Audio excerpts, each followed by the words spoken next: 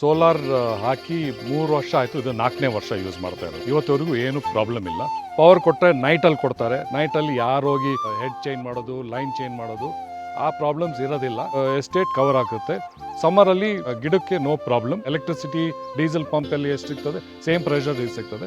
ಭಾಳ ನೀಟಾಗಿ ಇನ್ಸ್ಟಾಲ್ ಮಾಡಿದ್ದಾರೆ. ಆ ಬಾಕ್ಸ್ನೆಲ್ಲ ಕ್ಲೀನಾಗಿ ಎನ್ಕ್ಲೋಸ್ ಮಾಡಿದ್ದಾರೆ. ಸೋಲಾರ್ ಅಂದರೆ ಝೀರೋ ಕಾಸ್ಟ್, ಝೀರೋ ಮೇಂಟೆನೆನ್ಸ್. ಎಲ್ಲ ರೈತರು ಸೋಲಾರ್ ಪ್ಯಾನಲ್ಸ್ ಹಾಕಿ ನಿಮಗೇನೂ ತೊಂದರೆ ಆಗೋದಿಲ್ಲ. ಎಲ್ಲರಿಗೂ ನಮಸ್ಕಾರ. ನನ್ನ ಹೆಸರು ಶ್ರೀಪತಿ ಐತಾಳ್ ಅಂತ. ನಾನಿರೋದು ಬೆಮತಿ ಎಸ್ಟೇಟ್, ಮಾಯಮುಡಿ, ಸೌತ್ ಕೊಡಗು. ಇದು ಸುಮಾರು 45 ಎಕರೆ ತೋಟ. ಇಲ್ಲಿ ನಾವು ಕಾಫಿ, ಪೆಪ್ಪರ್, ಬಟರ್ ಫ್ರೂಟ್ ಮತ್ತು ಬೇರೆ ಹಣ್ಣುಗಳು ಬೆಳೆಸ್ತೀರಿ.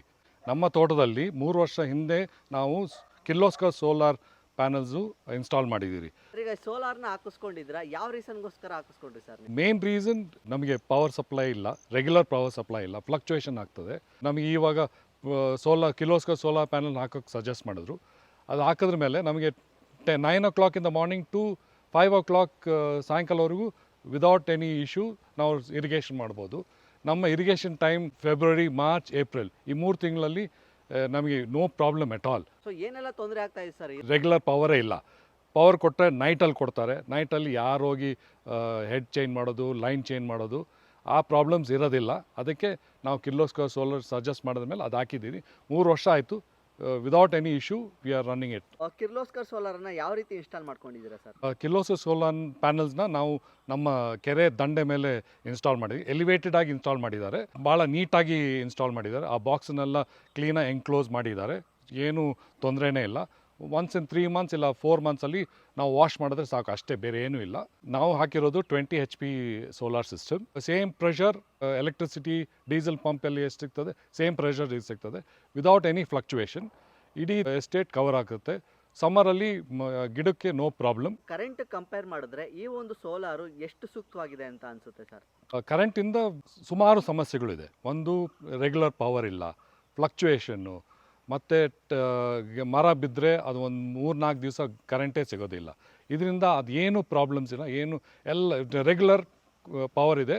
ಪ್ಲಸ್ ಸೋಲಾರ್ ಅಂದರೆ zero cost, zero maintenance. Sir, ಈಗ ಸಾಕಷ್ಟು ಸೋಲಾರ್ ಕಂಪ್ನಿಗಳಿದ್ದಾವೆ, ನೀವು ಯಾಕೆ ಕಿರ್ಲೋಸ್ಕರ್ ಸೋಲಾರನ್ನೇ ಚೂಸ್ ಮಾಡ್ಕೊಂಡ್ರಿ ಸರ್? ಅವರ ಸರ್ವಿಸ್ ಬ್ಯಾಕಪ್ ಫ್ಯಾಂಟಾಸ್ಟಿಕ್ಕು.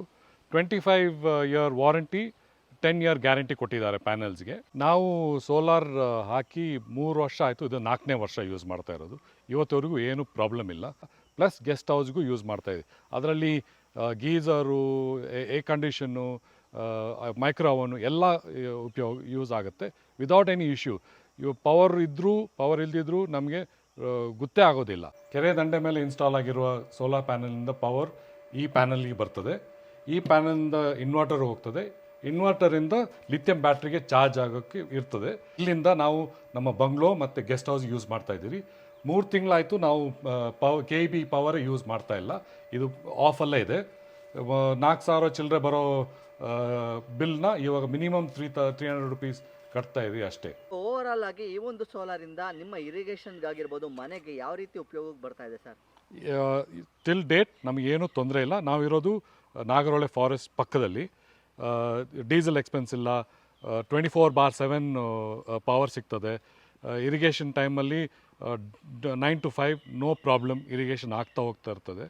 ಎಲ್ಲ ರೈತರು ಸೋಲಾರ್ ಪ್ಯಾನಲ್ಸ್ ಹಾಕಿ ನಿಮಗೇನೂ ತೊಂದರೆ ಆಗೋದಿಲ್ಲ. ನಾನು ಇನ್ ಫ್ಯೂಚರ್ ಆಗಿ EV ವೆಹಿಕಲ್ ತೊಗೊಳ್ಳೋ ಪ್ಲ್ಯಾನು ಇದೆ. EV ಚಾರ್ಜಿಂಗ್ ಪಾಯಿಂಟು ಫಿಕ್ಸ್ ಮಾಡಿದ್ದೀನಿ.